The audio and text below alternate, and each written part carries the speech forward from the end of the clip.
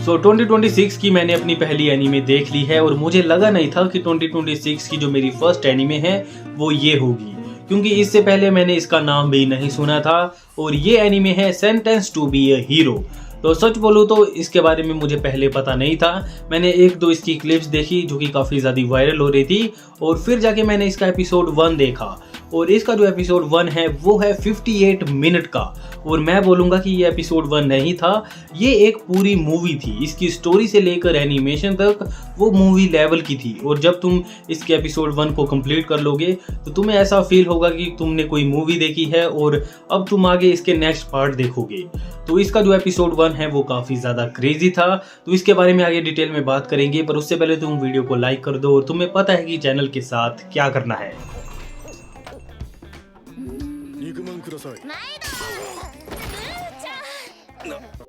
तो सबसे पहले हम इस एनिमे के नाम के बारे में बात कर लेते हैं, जो कि है sentence to be a hero.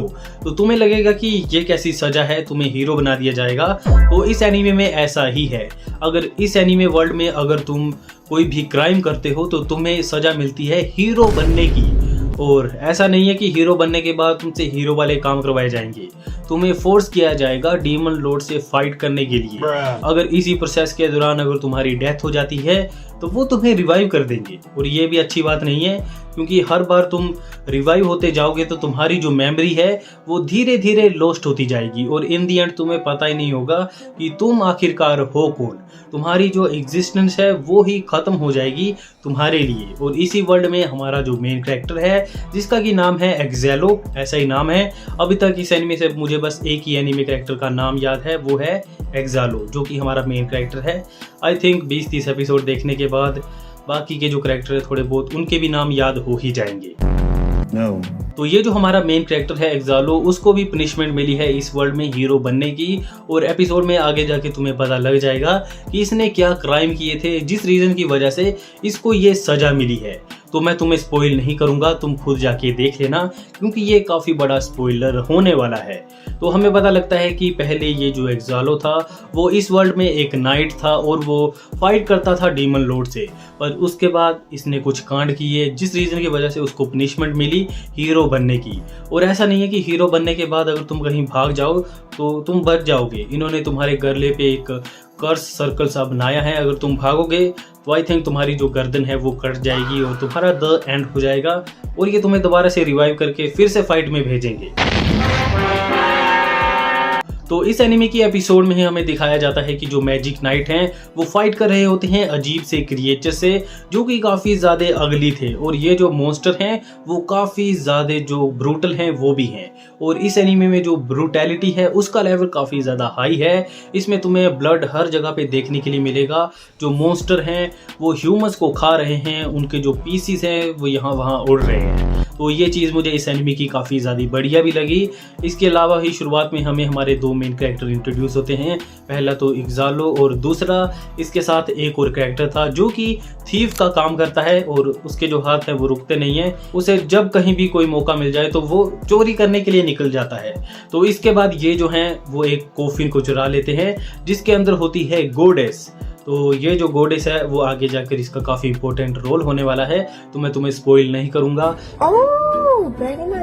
और इसी एपिसोड में आगे जाकर ये जो हमारा मेन कैरेक्टर है एक्जेलो वो इन डीमन लॉर्ड की जो आर्मी है उससे फाइट करता है। और हमें ये पता लगता है कि ये जो डीमन लॉर्ड हैं वो अपने आसपास के जितने भी एनिमल्स हैं उनको इन मॉन्स्टर में बदल रहे हैं। और ये जो मॉन्स्टर थे वो मुझे काफ़ी ज़्यादा बढ़िया लगे और स्पेशली इस एपिसोड में जो फाइट होती है इन मॉन्स्टर के साथ वो काफ़ी ज़्यादा बढ़िया थी। और आज से पहले जिस स्टूडियो ने इस एनिमे को एनिमेट किया है उसका मैंने नाम नहीं सुना था, पर उन्होंने काफ़ी बढ़िया काम किया है इसके एपिसोड 1 में। इस वाले एपिसोड में हमें काफ़ी बढ़िया फाइट सीक्वेंस देखने के लिए मिलते हैं। इसके अलावा इस वाले एपिसोड में हमें काफ़ी सारे जो फर्स्ट पर्सन शॉट है वो देखने के लिए मिलते हैं, जो कि काफ़ी ज़्यादा मुश्किल होते हैं एनिमेट करने के लिए। और आई थिंक इस पूरे एपिसोड में हमें 5 या फिर 10 ऐसे ही फर्स्ट पर्सन शॉट देखने के लिए मिले हैं, जो कि मुझे पर्सनली काफ़ी ज़्यादा बढ़िया लगे। इसके अलावा हमारा जो मेन कैरेक्टर है उसकी जो पावर है वो भी काफ़ी यूनिक सी है। मैं भूल गया पावर क्या थी, पर वो अपने जो नाइफ या फिर स्वॉर्ड है उसे एनिमी के ऊपर फेंकता है और वो फट जाते हैं, कुछ ऐसी पावर थी मतलब बॉम्ब। इसके पास कुछ बॉम्ब वाली पावर है।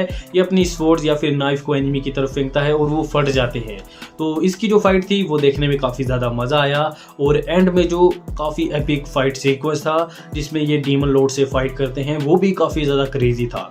और एनिमेशन के मामले में तो आई थिंक ये वन पंच मैन से 100 टाइम बेटर थी, वन पंच मैन के सीजन 3 से। वैसे मैं सीजन 1 की बात नहीं कर रहा हूँ।